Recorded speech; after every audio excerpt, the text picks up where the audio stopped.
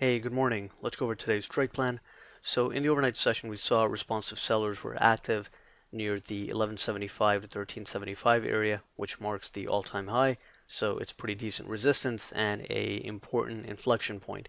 At the same time, we know that Nasdaq has been relatively weak compared to the S&P and the Russell, and it has been weighing on the other markets and kind of holding them back.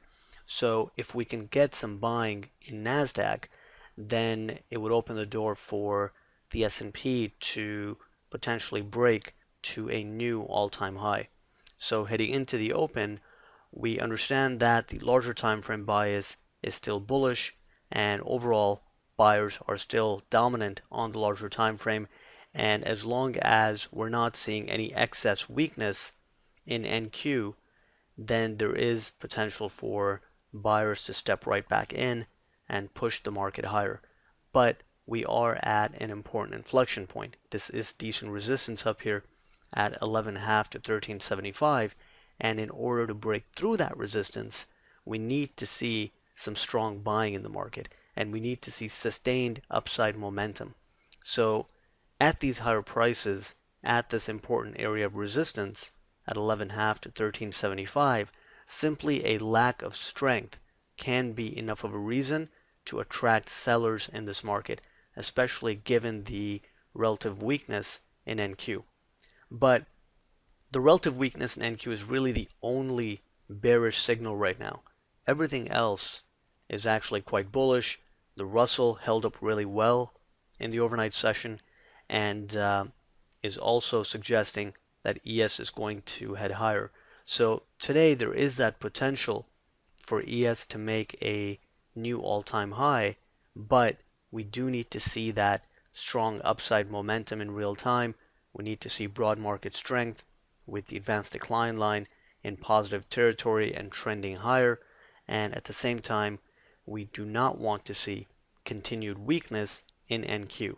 If NQ continues to sell off, especially if it breaks below the 4760 to 4770 area, then that would be a bearish signal for the market, and at the very minimum it could hold the S&P back. It doesn't mean that S&P also has to break down and completely sell off, but at the very minimum a breakdown in Nasdaq would limit the upside in the S&P. So that's something to definitely bear in mind for anyone who's initiating longs at aggressive prices. So into the open, the aggressive area of support is 05 quarter to 07 quarter, and that zone really only holds if the market is gearing up to make a new all-time high, and we are seeing that underlying momentum and strength in the market. After that, we have supported 02 half to 03 half, which is the HVN of the recent 2 to 3 day balance here, and then below that we have yesterday's low at 2275, and then the key support continues to be at the 97.5 to 2200. So that marks the recent short-term balance area low over the last couple of days here, and as long as 97.5 to 2200 is holding, technically we are still in a fairly bullish market structure.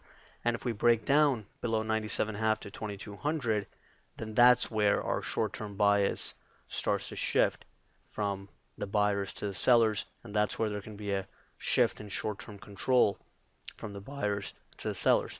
Now, in order to break down below 97.5 2200, we also have to see a lot of broad market weakness and downside momentum.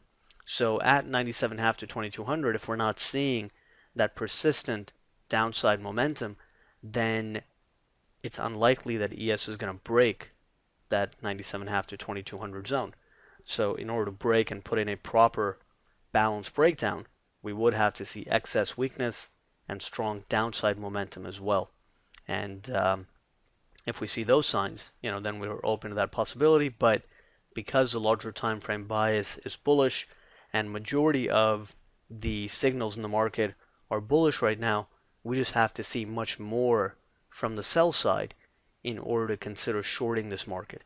And if we are going to take shorts, either we have to see a lot of intraday weakness, or we have to see weakness and then still secure good trade location, because shorts right now are very much counter to the larger time frame bias and trend.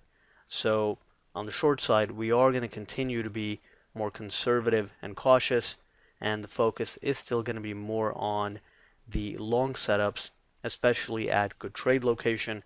And then if there is a long setup at an aggressive price or even off of an aggressive zone, then we still want to see something in real time to justify that trade. So that's really how the market is setting up right now. We're at an important inflection point. Either we are going to put in a breakout today and make new highs. In order for that to happen, we need to see broad market strength and upside momentum. Lack of strength means we can continue balancing between initial support and initial resistance, and then excess weakness would be needed in order to break initial support. So those are the main ideas. Let's see if the buy side can continue to hold this market up, and we'll take it from there.